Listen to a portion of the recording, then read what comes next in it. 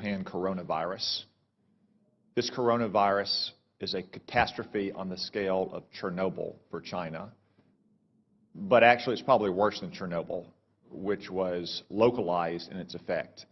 The coronavirus could result in a global pandemic.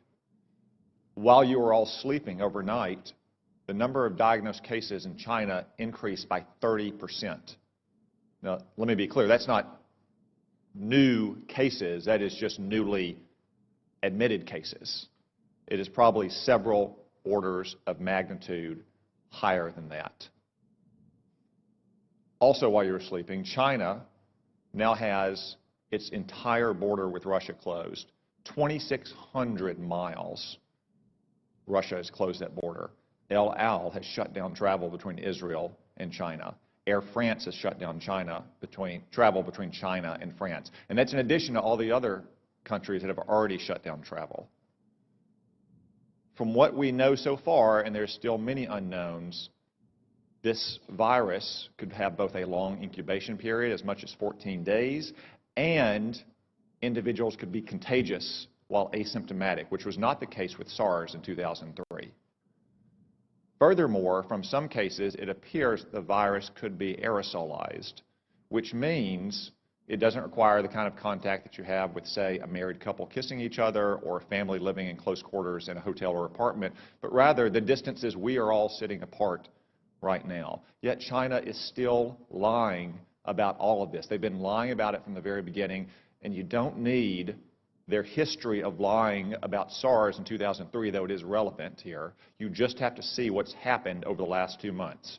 We now know that the first case manifested no later than December 1, even though China didn't reveal it to the WHO until a month later on December 31st, when they continued to hide it from their own citizens. And they continued to say that it had been contained inside Wuhan.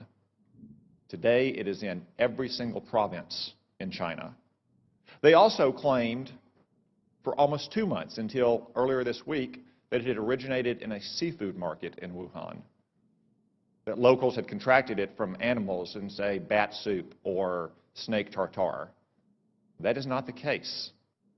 The Lancet published a study last weekend demonstrating that of the original 40 cases, 14 of them had no contact with the seafood market, including patient 0. As one epidemiologist said, that virus went into the seafood market before it came out of the seafood market. We still don't know where it originated. Could have been another seafood market. Could have been a farm. Could have been a food processing company. I would note that Wuhan also has China's only biosafety level 4 super laboratory that works with the world's most deadly pathogens, to include, yes, coronavirus. Now, look at China's own actions. They have quarantined 60 million people, 60 million, more than the entire population of our West Coast. They've shut down schools indefinitely. Classes canceled nationwide indefinitely. Hong Kong, a part of China, has basically shut down all travel from the mainland.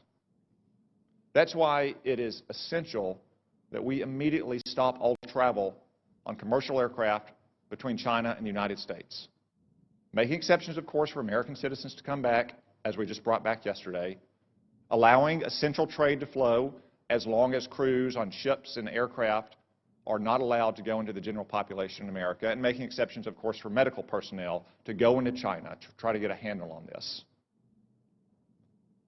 It is essential that we take those steps, and essential that we get to the bottom of China's deceit and incompetence on this measure. And gentlemen, I raise this with you because you are responsible in your combatant commands for some countries that have the most fragile public institutions, to include the most fragile public health institutions in the world. So I ask, even though as of this morning there are not yet confirmed cases of coronavirus in your combatant commands, though I suspect there will be soon, what is your assessment about the ability of the governments in your combatant commands to handle a potential global pandemic like this? General Townsend. Thanks, Senator. So there are not, that I'm aware of, any confirmed cases, as you mentioned, but there are some suspected cases. The first reported suspected case I've heard of is in Djibouti, which you would imagine with a significant Chinese presence there. So The capacity of African nations to deal with this problem varies widely.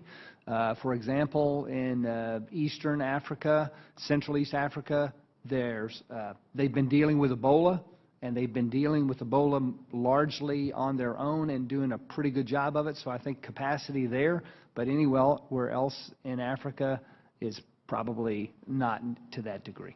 Admiral Fowler.